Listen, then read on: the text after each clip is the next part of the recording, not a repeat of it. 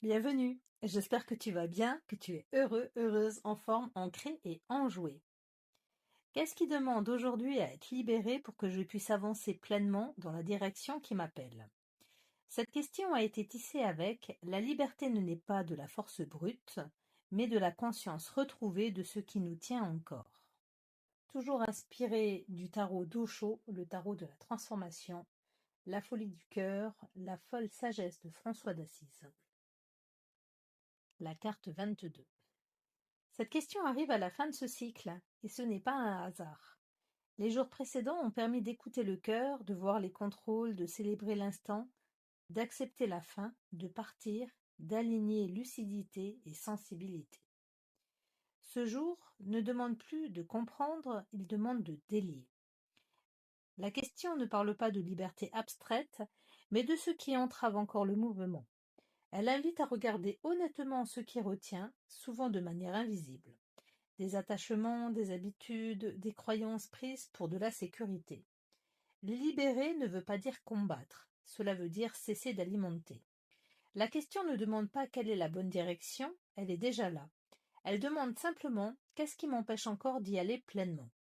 Ce texte rappelle que la liberté ne vient pas d'un effort supplémentaire, mais d'une prise de conscience. Dès que quelque chose est vu clairement, ça perd de son emprise sur nous. Aujourd'hui est donc une clarification finale, pas un combat. Le moment où on sait que l'on veut vivre et où l'on voit aussi ce qui nous empêche d'atteindre cet objectif. Pour accompagner cette question, nous avons deux arcanes majeures aujourd'hui, et pas des moindres, le diable et le chariot.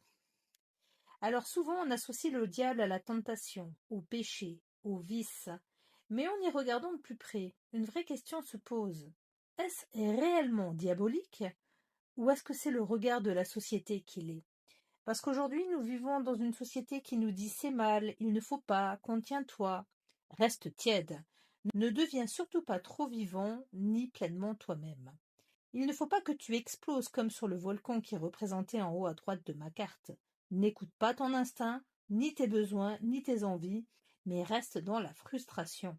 On pourra mieux te contrôler comme ça. Et surtout, ne te relie pas à toi-même. Ne respire pas en conscience, ne retrouve pas ta lumière, reste éloigné de ta foi, ne t'aligne pas à ta part christique, car tout cela, ça n'existe pas.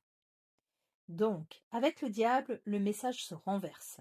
À partir du moment où tu es incarné, où tu vis, ici et maintenant, où tu sais ce que tu ne veux plus, où tu marches dans une foi intérieure, vivante, christique, alors cette tentation n'est plus un piège, ça devient une boussole.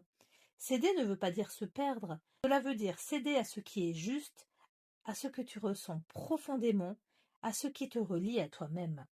Le chemin christique n'est pas un chemin de renoncement à la vie, c'est le chemin qui nous ramène vers notre Dieu intérieur, puisque nous sommes tous des incarnations divines. Laisser le Christ s'exprimer à travers nous, c'est habiter pleinement la vie.